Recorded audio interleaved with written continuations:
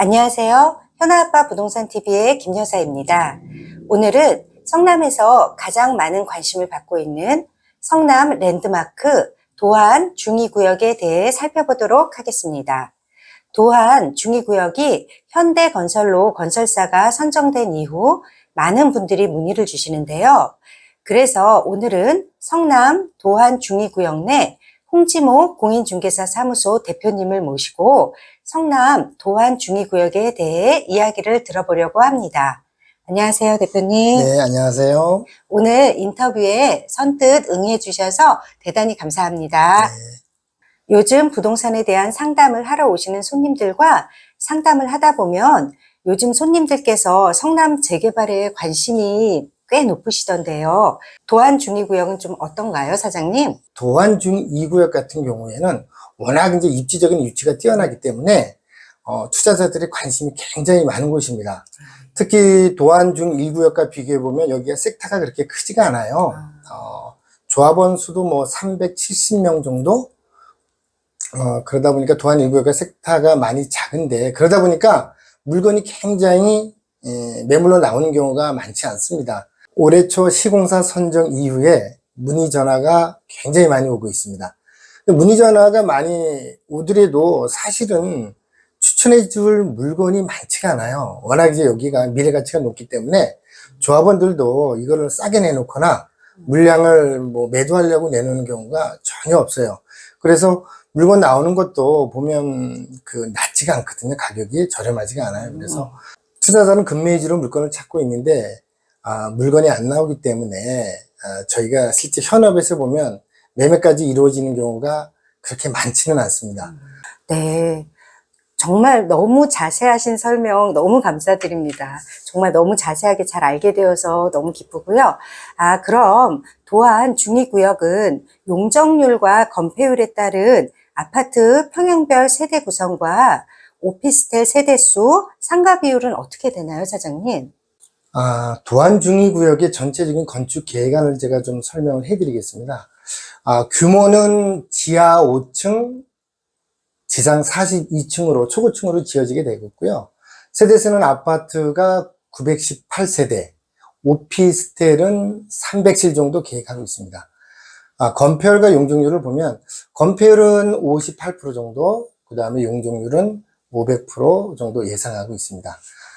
그리고 평형별 세대수를 보면 59제곱평방미터가 248세대, 74제곱평방미터가 184세대, 84제곱평방미터가 264세대, 그리고 115제곱평방미터가 34세대, 그리고 134제곱평방미터가 34세대, 그리고 펜트하우스는 8세대 지금 계획을 하고 있습니다. 그리고 오피스텔은 통상 도안 중위구역 같은 경우에는 원룸이나 1.5룸을 짓는데 여기에는 원룸과 1.5룸이 없고 3룸 주거용 오피스텔로 지어지게 되는데요. 81제곱평방미터가 156세대, 그리고 113제곱평방미터가 144대로 계획을 하고 있는데요. 특히 지금 도안 중1구역과 좀 차이점이 있다 그러면 도안 중2구역은 임대주택을 의무 비율로 짓게끔 되어 있습니다.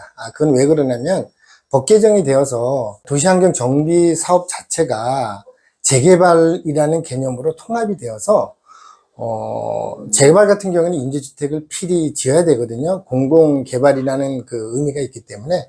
그래서 전체 세대수의 12% 정도. 그래서 임대가 39제곱평방미터 112세대 정도 계획을 하고 있습니다.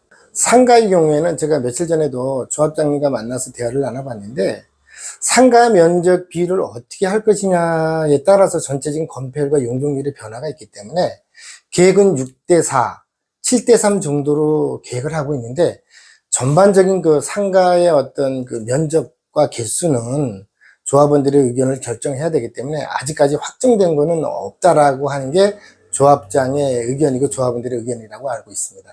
예. 정말 자세한 설명 잘 들었습니다.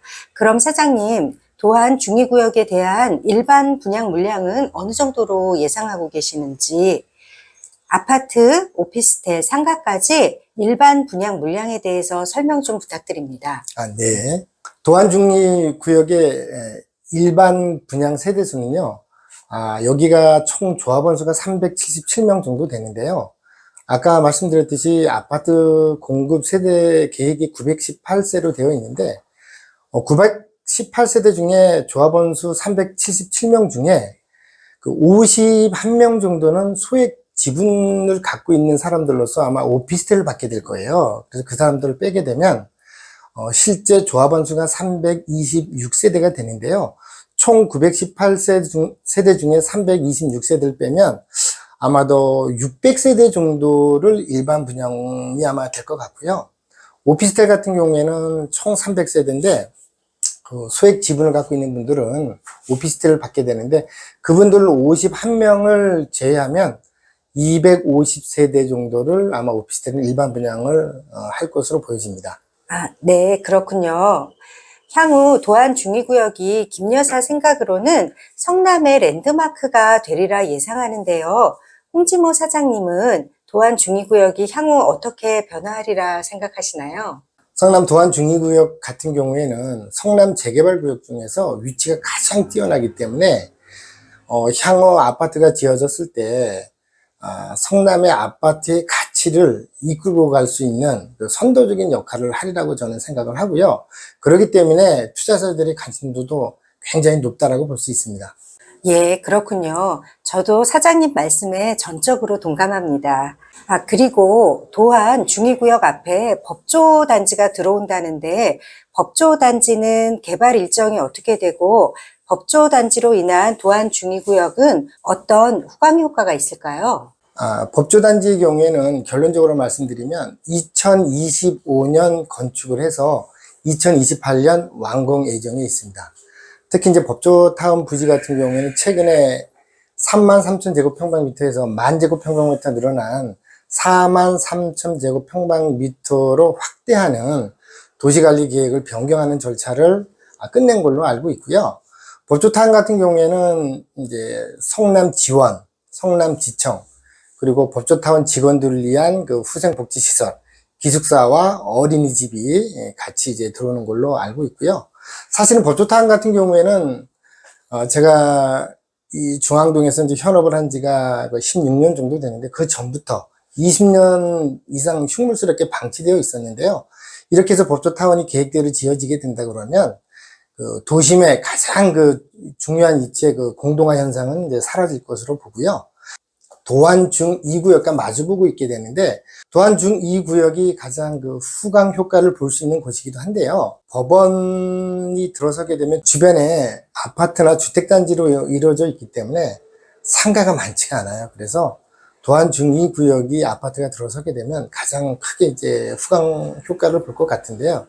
특히나 법무사 사무실이라든가 변호사 사무실이라든가 그런 사무실의 그 임대 수요 때문에 도안중위구의 상가가 공실화될 수 있는 염려는 거의 없다.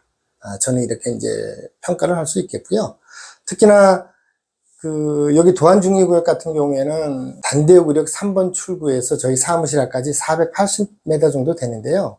특히 1층, 2층, 3층, 4층을 상가로 짓게 되는데 상가 활성화를 위한 가장 중요한 법원단지의 그 입점은 전체적인 도안중위구역의 상가 활성화에 큰 도움이 될 것으로 저는 생각하고 있습니다. 정말 설명 잘 들었습니다. 그럼 사장님, 도안중위구역의 향후 일정은 어떻게 되나요? 네, 도안중위구역의 현재 진행 과정 및 향후 계획은 2024년 9월에 조합 설립 창립 총회를 통해서 조합이 결성이 됐고요. 올해 3월에 총회를 통해서 시공사로서 현대 힐스테이트가 선정된 상태입니다. 향후 계획은 사업 승인이 남았는데요. 사업 승인을 위한 건축 심의 및 환경 그리고 교통 그다음에 재해 문화재 영향 평가 준비를 하고 있는 걸로 알고 있습니다. 이야기 정말 잘 들었습니다. 예. 그럼 마지막으로 한 가지 질문을 더 드려보려고 하는데요. 성남에는 정말 많은 재개발 구역들이 있는데 많은 재개발 구역 중에서도 홍지모 사장님께서 생각하시는 성남 도안중위구역의 최대의 장점은 무엇일까요? 역시 뭐니 뭐니 해도 도안중위구역의 가장 큰 장점은 교통입니다. 아시다시피 그 8호선 단대오거리역 세권을 끼고 있고, 그리고 모든 노선의 광역버스라든가 버스의 노선이 그 도안 중2구역을 통과하고 있기 때문에 교통으로서는 성남 재개발 구역 중에서 가장 좋은 위치에 있다고 할 수 있겠습니다.